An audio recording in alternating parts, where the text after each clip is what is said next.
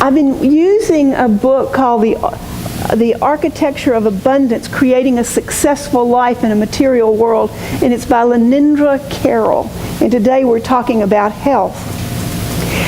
And I always have to have a story. And the story I found is, it was a group in a nursing home in Miami, and there were a group of seniors sitting around, and they were all talking about their ailments. And one of them said, "My arms have gotten so weak I can hardly lift this cup of coffee." "I know," said another one, "my cataracts are so bad I can hardly even see the cup of coffee." "I couldn't even punch out a Chad at election time. My hands are so frail," volunteered a third.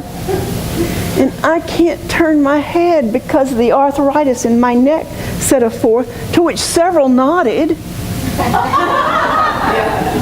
And another one said, "My blood pressure medicine makes me so dizzy." And the old man said, "Well, I guess that's the price we pay for growing in years." And another one warmly and cheerfully said, "But what we all need to remember is our blessings and just be grateful that we can still all drive."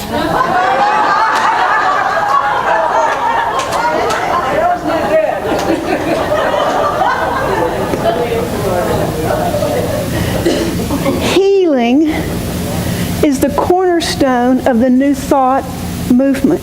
In fact, healing is the cornerstone of Christianity, because if Jesus hadn't healed the blind, healed the lame, raised the dead, we wouldn't be still talking about it. So the New Thought religions came about, and the first person that's attributed to that is Phineas Quimby. And this is in the early 1800s, and he was ill. And he was ill and confined to his house. And one day he believed he was dying. Everyone believed he was dying. The doctor said he was dying. And one of his friends said, "You know, you are so miserable. Why don't you just get up and do something? Why don't you go outside? It's so beautiful outside." And so he thought that was a pretty good idea, and he got up and he got into a buggy and started for a little buggy ride. And it was just beautiful. The air was clear, and it felt so good to be outside. And all of a sudden, something scared the horse. And the horse just started running, and he couldn't control the horse, and it was running away, and he, oh my gosh, what was he going to do? He's so frail, he's so sick.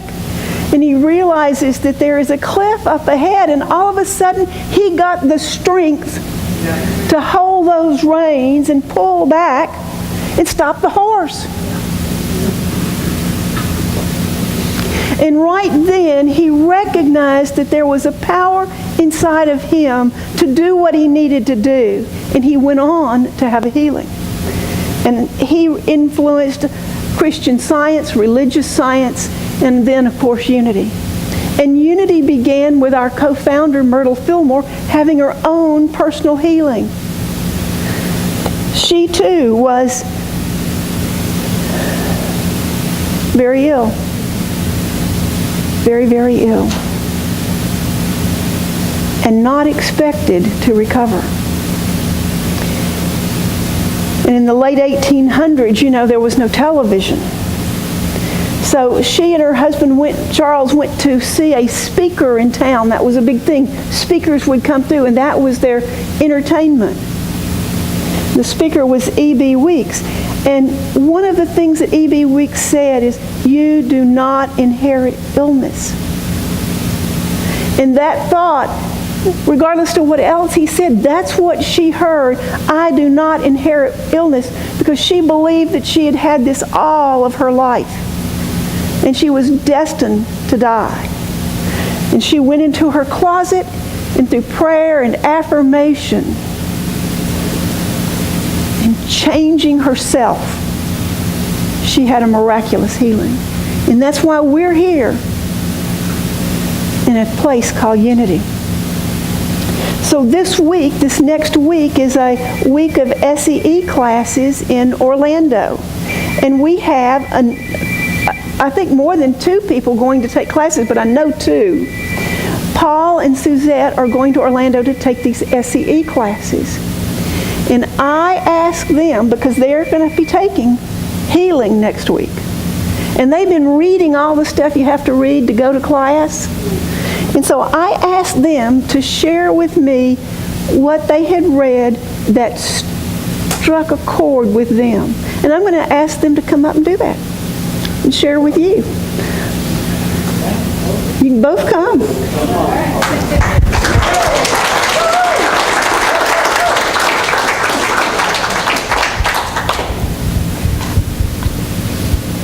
I kind of want Paul to go first. I get to go first? You get to go first. Wow, this is my first time addressing the congregation.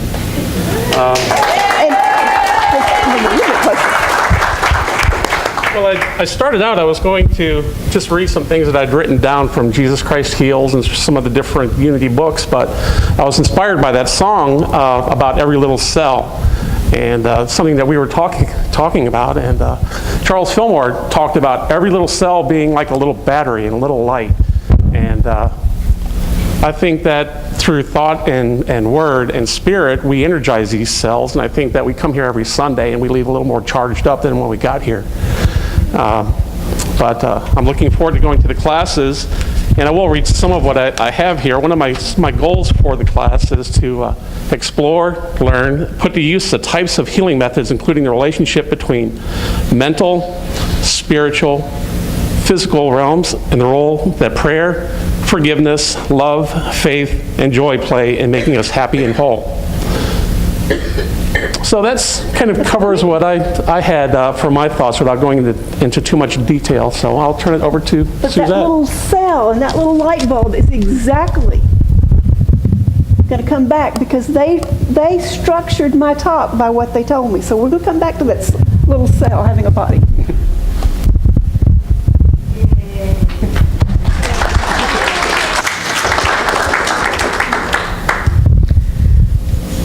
What struck me comes out of Myrtle Fillmore's Healing Letters, and this is a quote. "We do not attain this place of light, life, freedom, and love by allowing the soul to dwell upon these shadowy things of the past, or by trying to recall experiences through which we have come. Should we dwell upon such things, we should sink back into them." Something that happened to me the other day while I was pumping gas at the gas station, and we do that all the time, right? And so I was pumping gas, and this gust of hot air came blowing into my face, and I immediately flashed back to this steaming, hot place in the desert of Iraq. And what happens to me is I flash back, and I think, okay, I'm in the Humvee, and I've got my Kevlar on, and I've got my body armor on, and I'm sitting in the Humvee, and my feet are on the sandbags because the Humvee doesn't have armor on the bottom, and I'm going through this convoy, and I go on and on and on, and I go into that shadowy place, but not anymore, because I can say to myself, and I got this from Prosperity Plus 2. I say, stop. I interrupt this broadcast, and I go, no, I'm in Melbourne, and I'm pumping gas, and I'm safe now. And I can go on and be in the present moment, and that's where I am now.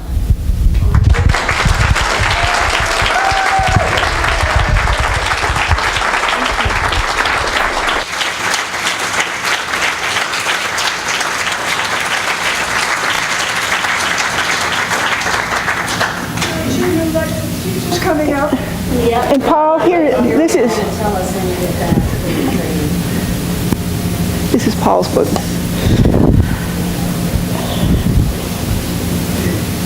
See, we have new speakers coming. So the cornerstone of my talk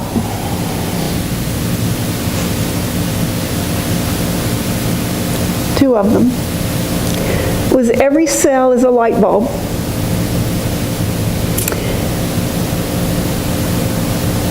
And don't dwell in the past. And the first cornerstone is that there is nothing to heal, only our innate perfection to reveal.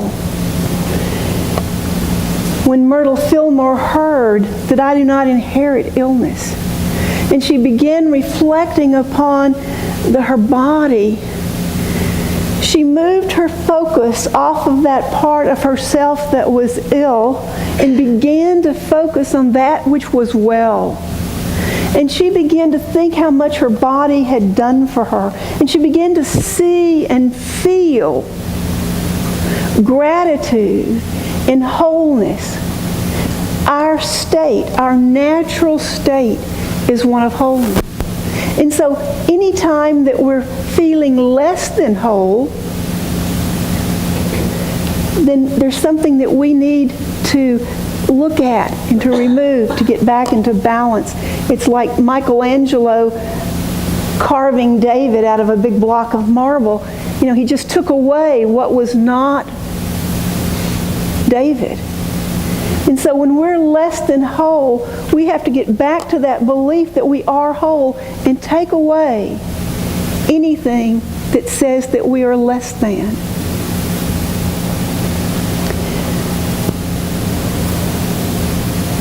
And Suzette said, don't dwell in the past. How many of us have dwelt in the past? Lots of us. You know, doctors are proving, study after study after study is proving the power that you and I have over our bodies and over our health.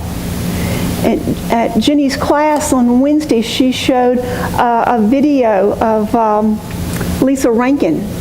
And some of you may have seen Lisa Rankin on PBS. She's written a book, and she's a doctor who says, your body is your business. What you think,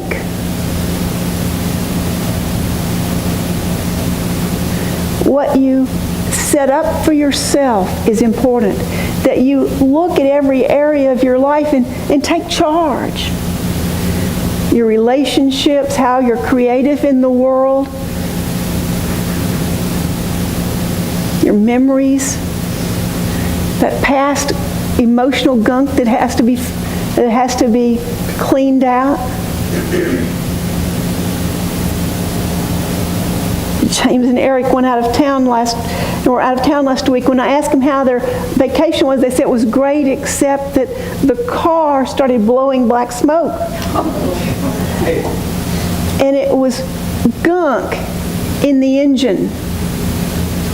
And so what you and I have to do is get rid of the gunk in our engines. Now, I can read to you study after study. I got lots of them here. Jean Achterberg at the University of Texas Health Science Center did a study, and she took college students who were just random college students. She divided them into two groups, and she asked this group to imagine and focus on a kind of cell called a neutrophil. And she went over to this group and she said, just imagine and focus on T cells.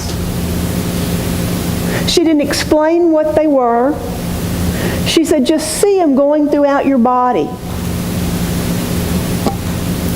Lo and behold, they tested them. They tested them before and they tested them after. The group that thought about neutrophils, guess what they had more of? More neutrophils. And the group that had more T cells, guess what they had more of? T cells. And so all of us have heard of Carl Simonton, who was a doctor, and I'm not sure if I remember, at the Cancer Counseling and Research Center in Dallas.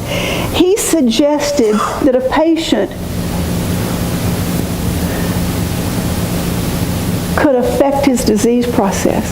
And the patient that he was working with was an elderly man who had days to live. And he taught him a visualization process. And the guy got better. Now, it's up to you and I to know those facts so that we can reinforce that for ourselves, that what I think and what I feel and what I do has an effect on my health. They did a study. They took 100. The gentleman the first gentleman only had a 5% chance of surviving. They took 159 cancer patients who all were considered incurable, all of whom had less than 30 days to live. They taught them these techniques. 4 years later, 14 were disease-free, 17 were stabilized, and 12, their cancer was regressing. 63 patients were still alive 4 years later. Now, I don't know what our soul contract is. I don't know when it's our time. You know, I have some belief that there are times when it's our time. But I also have this belief that what we think and what we do has a great effect on our health.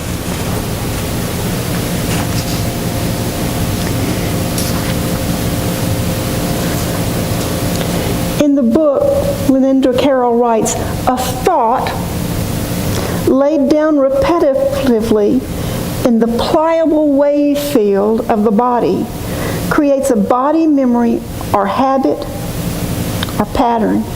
And unless this pattern is interrupted at the thought level, it will ultimately manifest in the physical as an interruption of the natural health of the body. Form follows thought. The body is taking information and direction from our thoughts continually. The prime tone of the thoughts directly affect physical health.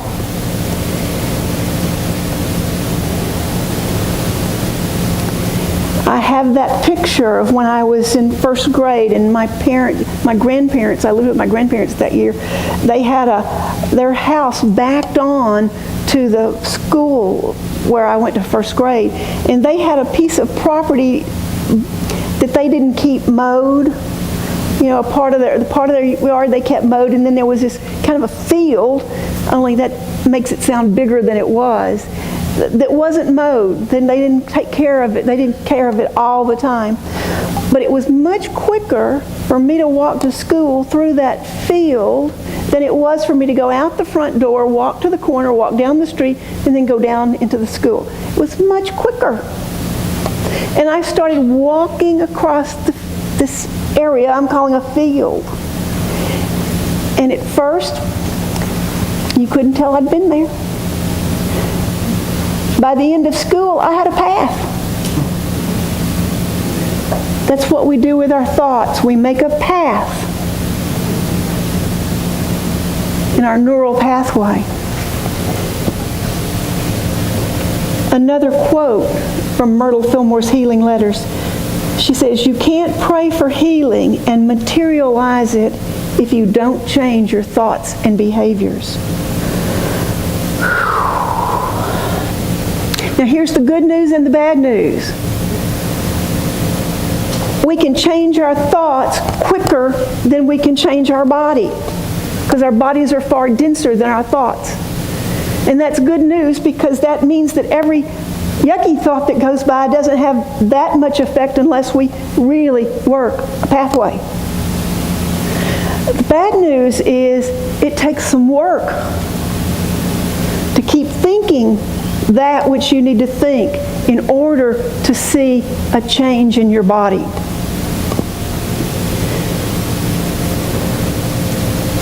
what Lenindra Carroll did in her book, she said, is that she thought about her thoughts, and so she began to make flashcards about what she wanted to think about, so that when she got in that habit of thinking yucky stuff, she could go to her flashcards.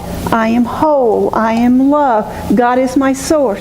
Every little cell in my body is happy. Every little cell in my body is well. Can you imagine singing that to yourself? There was a reason that we sing that, because if you start to get a cold, you can start singing, every little cell in my body is happy. Every little cell in my body is well. Every cell is a battery that can be charged, that can do its work.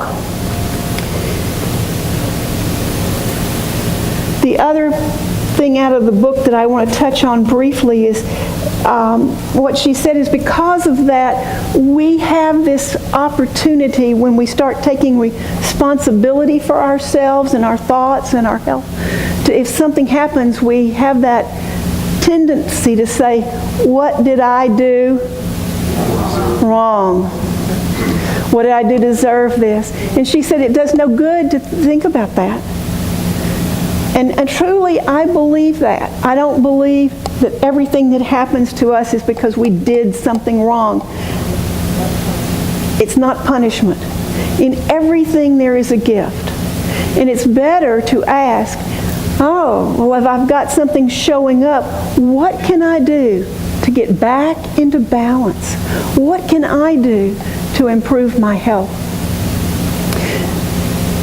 Healing didn't just occur in the 1800s. Healings happen all the time. And if you're alert and you read and you listen, you can hear about them. I have asked a friend of mine, Miss Ann Williams, to come up and share a story with you. And you and I are not going to cry.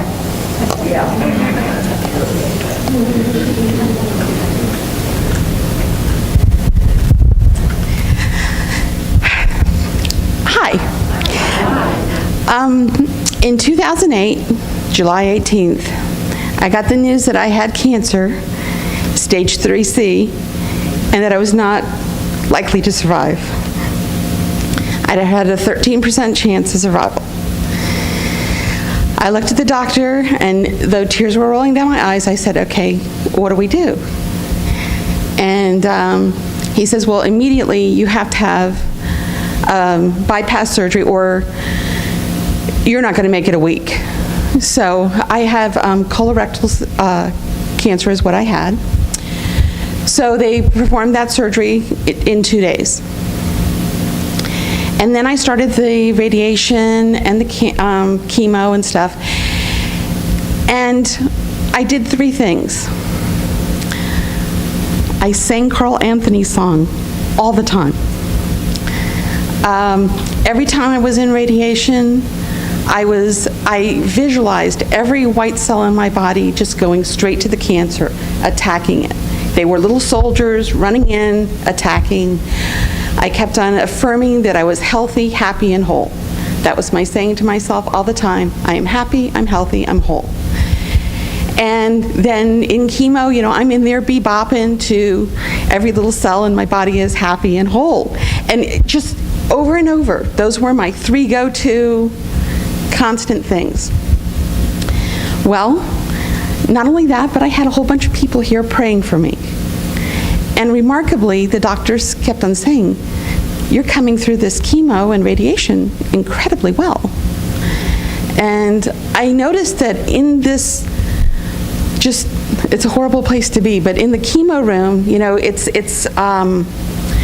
it's pretty sad and it's a bit desperate. And I was doing so much better than most. And I wasn't the oldest by far, but I certainly wasn't the youngest. And my cancer was pretty bad.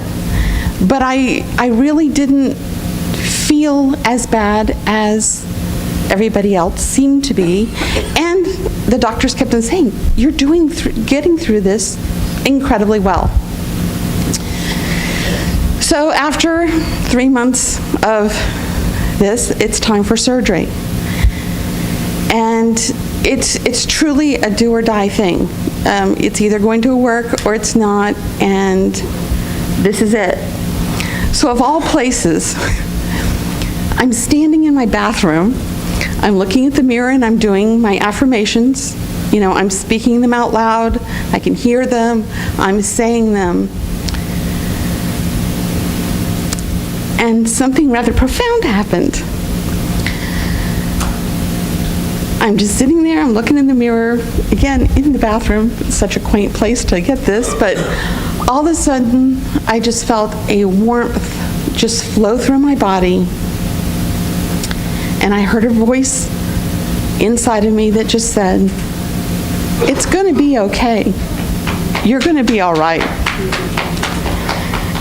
That was my first personal experience with God. So I got that gift of knowing, you know, I'd always believed, but there was always just that little tiny little doubt on your shoulder every once in a while that would rear its little ugly head. And now there's nothing in this world that could shake my belief. Nothing. So, anyway, I had the surgery. I went through another pretty serious round of chemo and radiation. And the doctors did a test and they said, "You're cancer-free."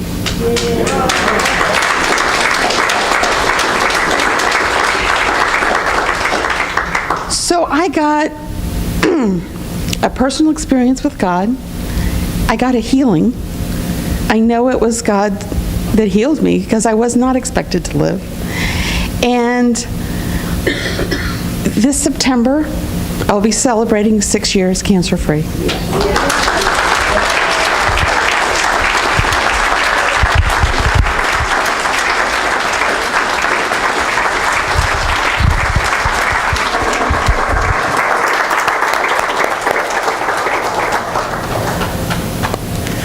So as you listen to Anne, did you hear some of the conscious choices that she made? She chose what she was going to think about. Just like Anne, you and I have access to all the power of the universe. What we need to know is that there is nothing to heal, just our innate perfection to reveal. And to know that our thinking profoundly affects our physical state of being. I hope that you take your little booklet home this week. Keep it. If you don't use it now, you might have time to use it later. And if you have someone in your life who needs healing, pass it on. The number one thing we can do for those we love when they need a healing is to see them well, not to see them sick. And so I always saw Anne playing cards and having fun. I think that's how Anne saw herself. I hope that you take that story and the story of how Unity started and know that this power is alive and well in you. Thank you.